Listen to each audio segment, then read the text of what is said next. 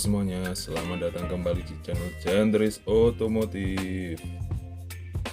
Oke, di video kita kali ini kita akan membahas rumor-rumor yang katanya dia ini sebagai raja bebek di jalanan ataupun di kelasnya. Apakah benar rumor tersebut?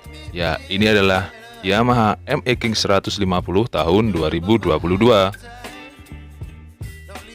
Tapi sebelumnya jangan lupa ya, gas brutal tuh tombol subscribe-nya sama like-nya juga jangan lupa ya. Sama jangan lupa player tuh di kolom komentar. Ditunggu ya. Oke lah, tanpa banyak ngangengong, langsung aja kita bedah motor ini. Yuk kita cek. Oke, di depan kita kali ini sudah ada Yamaha ME King 150 yang berwarna biru.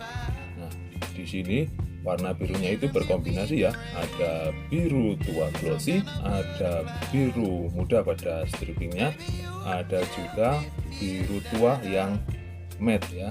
Jadi birunya itu bercampur, ada yang glossy, biru tua, biru muda, dan juga ada yang biru tua matte.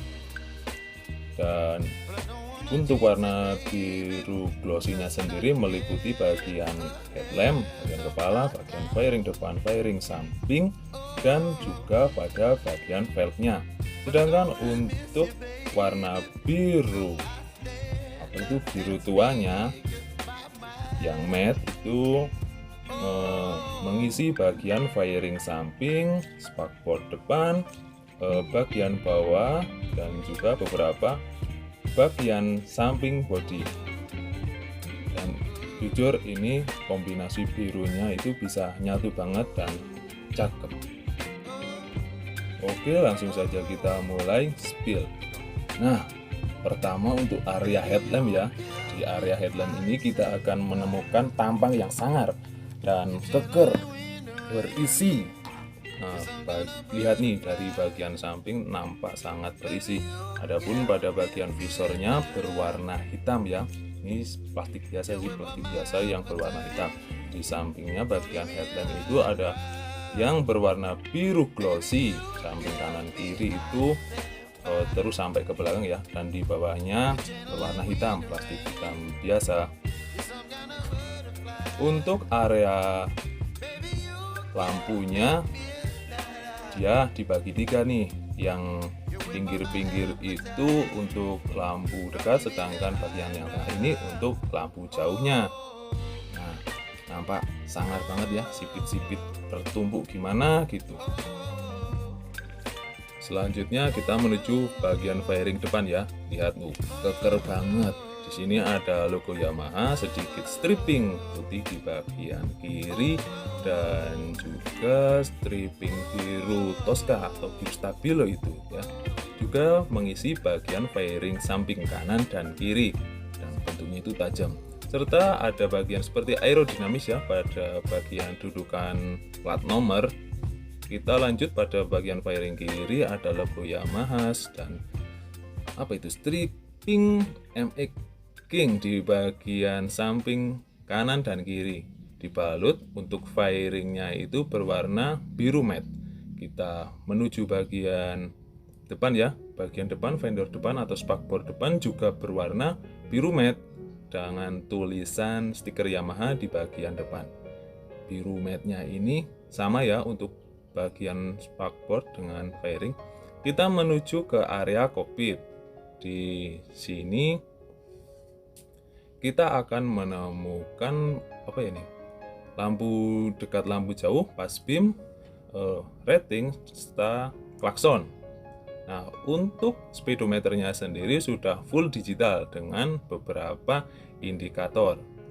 Nah, ini bagian kokpit. Ini masih anak kunci ya, belum keyless seperti motor-motor zaman sekarang. Nih, padat banget kan bagian sini. Pada bagian jok kita akan menemukan jok yang empuk, beberapa jahitan yang menambah kesan mewah ya, serta ini bagasinya. Kapasitas bensinnya sekitar 4,2 liter. Dan kalau dilihat ada bagasi untuk penyimpanan misal barang-barang ya. Cukup disayangkan. Selanjutnya ini untuk bagian begelnya dikelir warna biru, stripping pada bagian bodi ada biru Tosca dengan tulisan ME King-nya. Lanjut untuk area stop lamp, tuh lihat ganteng banget stop lampnya, asli cakep dan 2 rating di bagian samping kanan dan kiri. Namun sayangnya masih menggunakan bolam. Dan ini untuk apa ini, besi penopang spakbor belakang. Di sini juga ada lampu untuk penerangan plat nomor. Nah, ini lihat spakbor di belakangnya. Sekarang kita menuju ke area kaki-kakinya ya. Untuk ukuran roda belakangnya sendiri itu 120/70 dengan ring 17. Untuk roda depan 90/80 juga ring 17. Untuk pengereman sendiri menggunakan cakram hidrolik piston tunggal dengan kaliper berwarna emas. Nah, ini ya untuk penampakan Yamaha ME King 150. Nah, untuk spesifikasinya sendiri, motor ini menggunakan mesin bersilinder tunggal SOHC berkapasitas 150 cc dengan berpendingin cairan. Mesin ini mampu menghasilkan daya sebesar 11,3 kW pada 8.500 rpm serta menghasilkan torsi maksimal sebesar 13,8 Nm pada 7.000 rpm. Untuk dimensi motor ini sendiri, motor ini memiliki panjang 1970 mm dengan lebar 670 mm dan tinggi motor 1080 mm serta tinggi jok 780 mm dan beratnya sekitar 116 kg. Dengan kompresi mesin sebesar 10,4/1 dapat konsumsi bahan bakarnya 1/48 km dan harganya itu sekitar 25,8 juta ya untuk OTR Jakarta. Oke, selanjutnya mari kita bahas kelebihan dan kekurangan dari Yamaha ME King 150 ini setelah beberapa bulan pemakaian ya. Nah, untuk disclaimer ini hanya opini dari pengalaman ya. Jadi mohon maaf jika ada perbedaan opini antara kita. Nah, di depan kita ini kebetulan sudah ada Yamaha ME King 150 setelah beberapa bulan pemakaian. Nah, lihat ya, knalpotnya juga udah diganti. Dan apa saja kelebihan dan kekurangan dari motor ini? Yuk langsung aja kita cek. Yang pertama untuk kelebihannya kita mulai dari desain kali ya, desain dan bodi ya. Lihat desain dan bodinya itu jelas banget, ini cakep, garang, gahar, futuristik gak sih? Lihat tuh bodinya itu keker, semuanya tertutup akan bodinya, cuma ada sedikit blok mesin ya yang terlihat ya. Jadi untuk desainnya ini overall emang menjawab ya, dari keinginan masyarakat Indonesia ya, yang khususnya itu suka dengan tampilan-tampilan yang sporty, gagah, dan gahar. Dan pastinya ini juga dapat dibilang futuristik gak sih? Lihat bodinya yang tajam-tajam, keker, nampak kuat dan berisi ya. Kelebihannya yang kedua terletak pada posisi berkendaranya ya.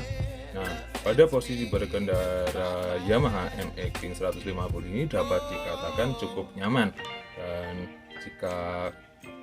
jika kalian ingin terlihat seperti sedikit-sedikit sporty motor drag race gitu, tinggal pasang underbone, copot spakbor belakang, nah, udah terlihat sporty banget.